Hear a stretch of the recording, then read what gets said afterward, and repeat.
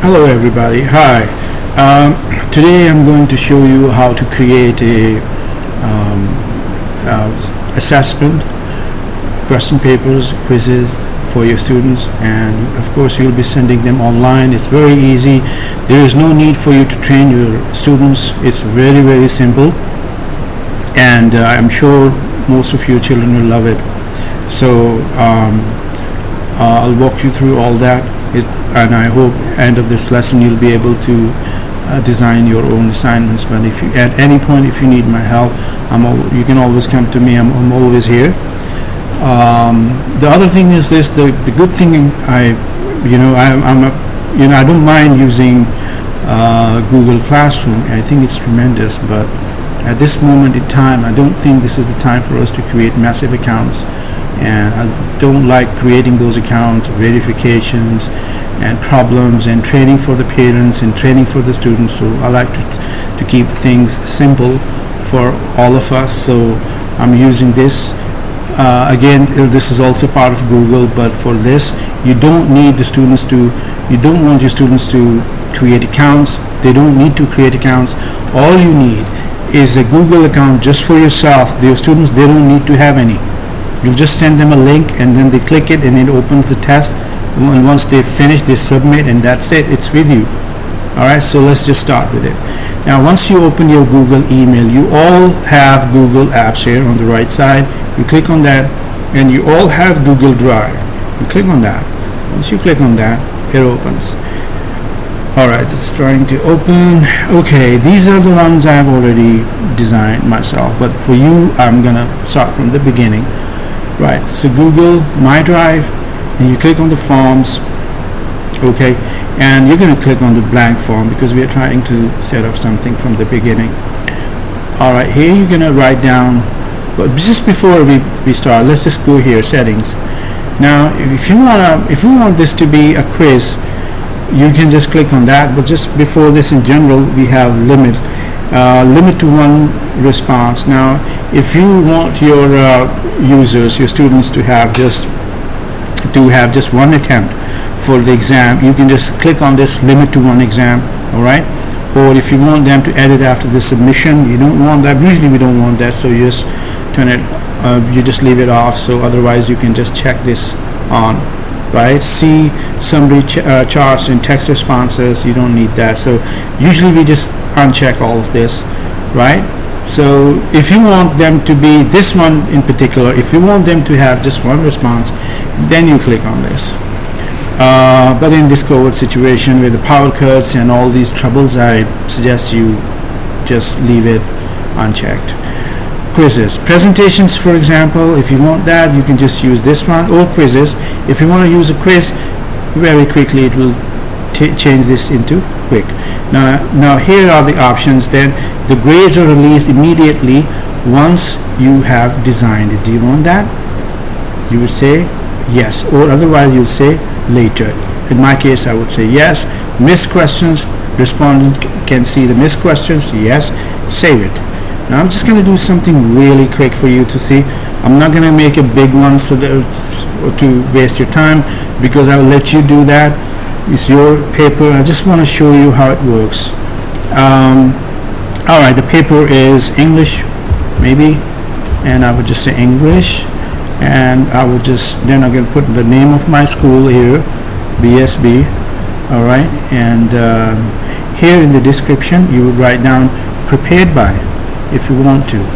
It's all up to you how you want to have to arrange it. Prepared by, and then your name.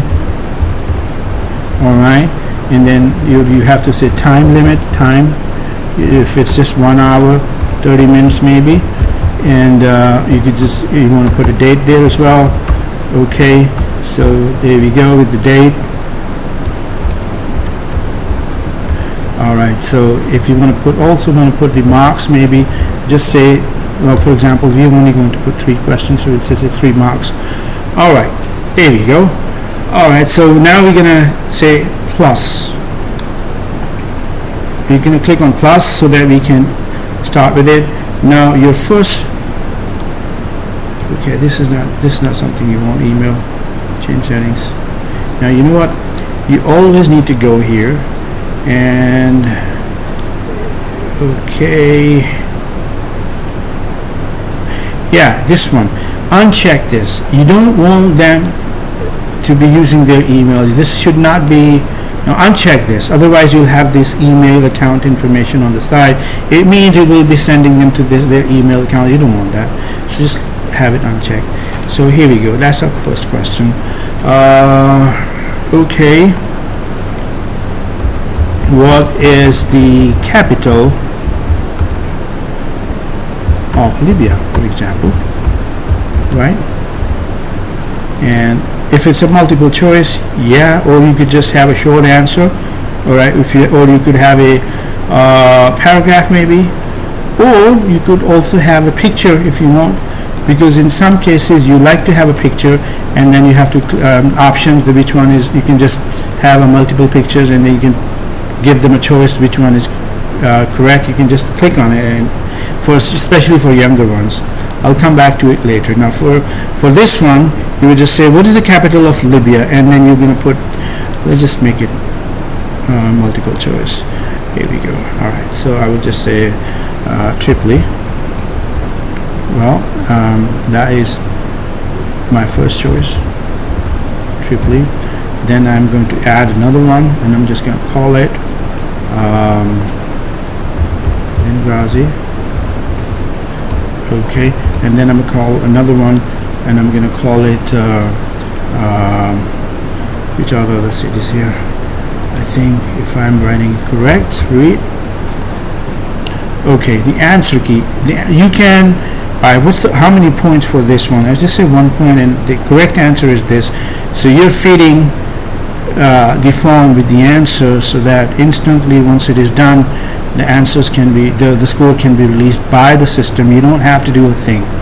All right, I'm just going to move on to the next question.